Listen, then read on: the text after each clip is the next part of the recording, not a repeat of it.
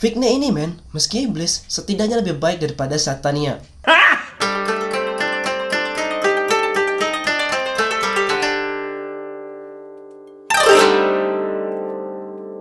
Halo anime lovers, gue Ibu Sablang dan selamat datang di channel Wibu yang nggak pakai anime-animean.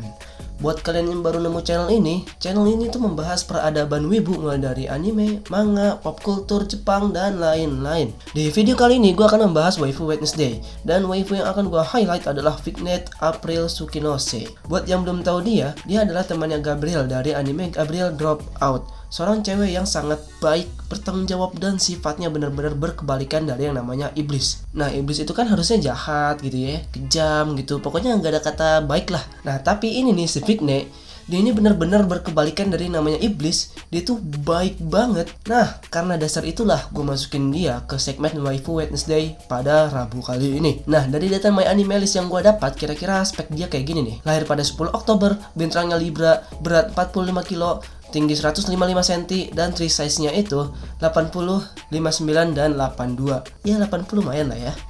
Dan seiyunya adalah Onishi Saori, seiyu yang sama yang ngesuarain Ice Wallenstein. Nah, kenapa sih dia layak dijadiin waifu?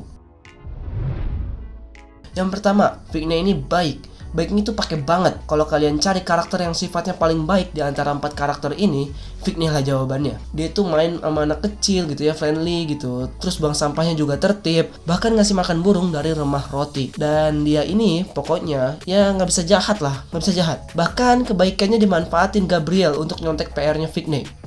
Parah bener. 2, Fignet ini peduli. Dia udah baik, peduli pula. Dia peduli banget nih, bahkan ngebela-belain ke rumah Gabriel karena Gabriel susah dibangunin. Dan juga ngebantu Tabriz mencari jalan keluar sekolah pas dia nyasar. 3, Fignet ini pintar ngajarin. Dia ini pintar, tapi gue nggak tahu ya peringkatnya keberapa. Bahkan sempet ngebantuin ngerjain PR-nya si Gabriel. Terus dia juga ngebantu ngajarin masak kedua temennya yang pekok itu. 4, Fignet ini bisa bebersih. Kalau dilihat kamarnya, ini rapih banget men. Gak ada kecoak satupun. Bahkan dia juga tertib dalam membuang sampah. Ya bayangin aja nih ya, lu punya istri yang kayak gini. Rumah lu akan terus rapih men. 5, Fignet ini bisa masak. Sebagai anak cewek yang tinggal di kos-kosan sendirian, dia ini bisa masak loh. Masakannya pun enak. Dia pun pernah masakin Gabriel pas Gabriel main ke apartemennya.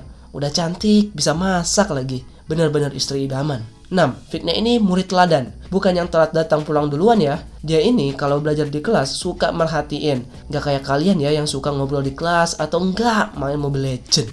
Nah, pernah dia mencoba untuk menjadi anak badung dengan gak merhatiin pelajaran.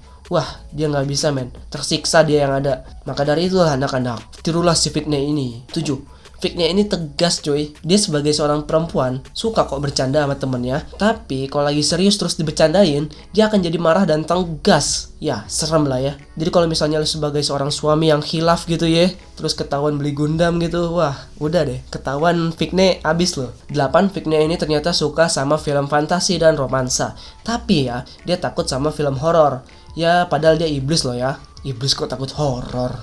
9, Fignet ini siap sedia. Dia itu bahkan pernah ngobatin gigitan nyamuk si Gabriel dengan obat yang dia sudah punya.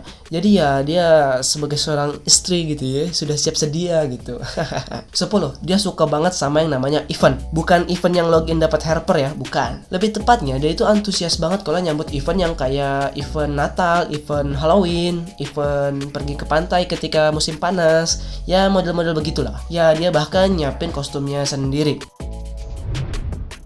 Nah, minusnya dia sebagai waifu, 1, dia ini takut kecoa. Ya, gue rasa wajar lah ya, cewek takut kecoa.